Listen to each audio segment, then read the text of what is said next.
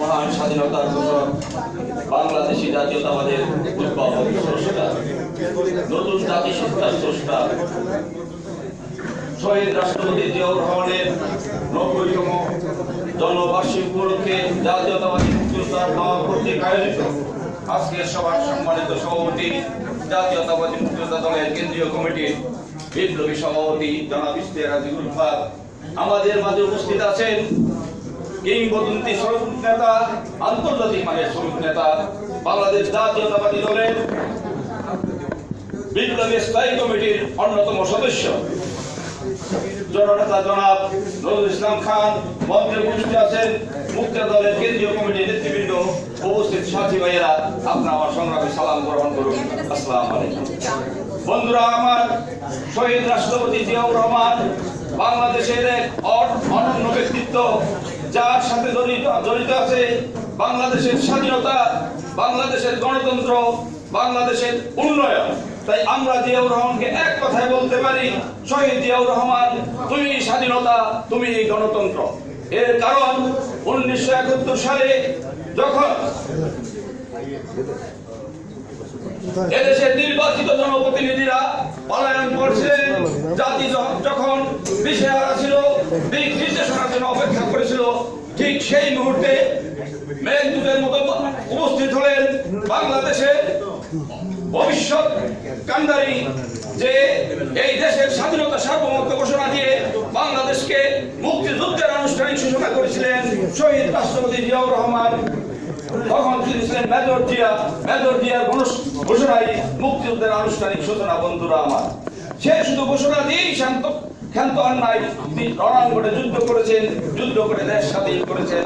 দেশ স্বাধীনের পরে তিনি বেড়াকে ফিরে গেলেন, তার জীবন চাকরি জীবনে ছিঁড়ে গেলেন, তিনি ক্ষমতার লোভ করলেন না। কিন্তু আমরা কি দেখলাম, যে সরকার 1972 সালে ক্ষমতায় আসলেন, 71 সালে ক্ষমতায় আসলেন, আমাদের আশা আকাঙ্ক্ষা চিরতরে বিলীন হলো একটি দিন, 1972 সালের 10ই জানুয়ারি, যেদিন শেখ মুজিবুর রহমান বাংলাদেশে আসলেন, সেদিনই বাংলাদেশের আশা আকাঙ্ক্ষা গণতন্ত্রের ধারাবাহিকতা নষ্ট হলো। সেদিনই শুরু হলো এক ব্যক্তির শাসন ব্যবস্থা, একটি আঙ্গুল হিজড় নেই, দেশের সমস্ত কথা কাজকর্ম শাসন ব্যবস্থা চলত, গণতন্ত্র হরণ হয়ে গেছিল। তার পূর্ণ রূপ পায় 1975 সালে বাকশাল কায়েম করে বাংলাদেশে একদলীয় শাসন কায়েম করেন এবং সমস্ত সংবাদপত্র বন্ধ করে দেন।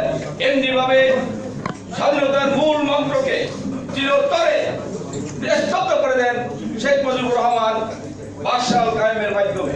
তারপরে যখন দেখলাম 1975 সালের 3রা নভেম্বর স্বাধীনতার পরে সেনাবাহিনীতে বিকল বিশৃঙ্খলা সৃষ্টি হয়েছিল, আমরা আবার দেখলাম 1975 সালের 7ই নভেম্বর মেজর জিয়া থেকে মেজর জেনারেল জিয়া ঘোষণা, দেশে শান্তি ফিরে আসলো, সামরিক বাহিনীতে শৃঙ্খলা ফিরে আসলো, দেশ একটি গতি দ্বারা চললো এবং তিনি রাষ্ট্রীয় ক্ষমতায় আসলেন সিপাহী জনতার বিপ্লবের মাধ্যমে।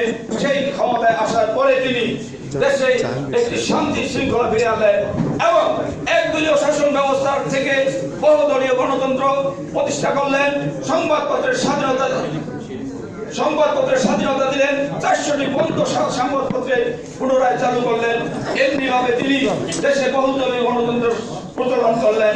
তাই আমরা বলি, শহীদ জিয়াউর রহমানই বাংলাদেশের স্বাধীনতা এবং গণতন্ত্র, তাকে দেখলেই মনে হবে স্বাধীনতা এবং গণতন্ত্রের অতন্ত্র পরিহিসী ছিলেন তিনি। বন্ধুরা আবার, আজকের এই দিনে আমরা এমন একটি পরিস্থিতিতে এসেছি, শহীদ রাষ্ট্রপতি জিয়াউর রহমান ক্ষমতায় আসার পরে 19 দফা কর্মসূচি দিয়ে বাংলাদেশকে একটি তলাবিহীন জুড়ি থেকে উন্নয়নের শিখরে নিয়ে গেলেন, খাদ্যের স্বয়ংসম্পূর্ণ অর্জন করলেন।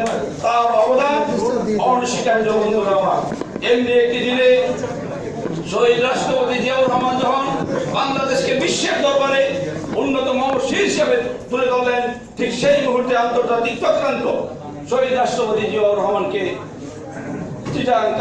চিটাং সার্কিট হাউসে নির্মমভাবে কিছু বিপদগামী সেনা কর্মকর্তা দ্বারা হত্যা করলেন।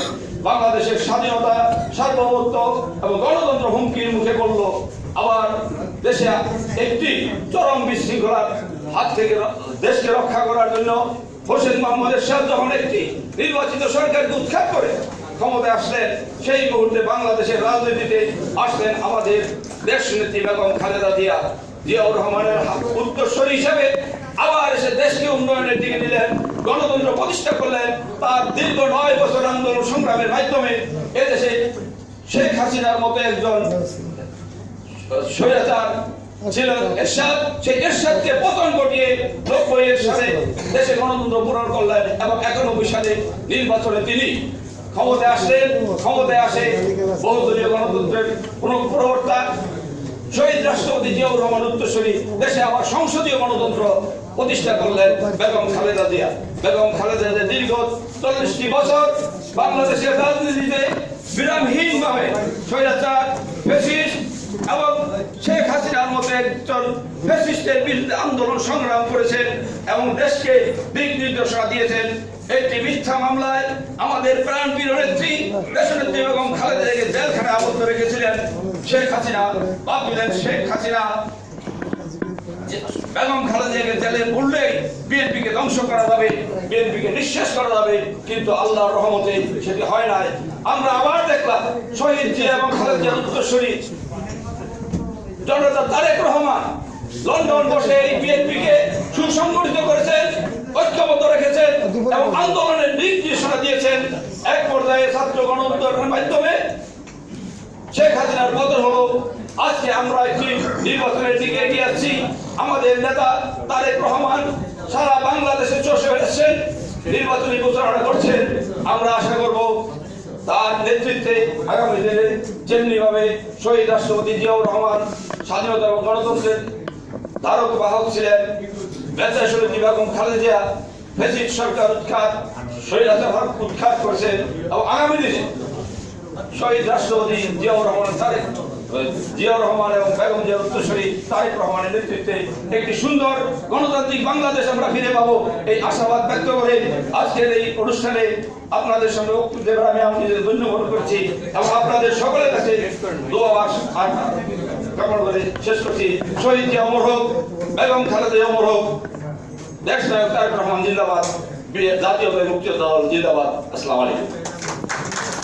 এখন আপনাদের সামনে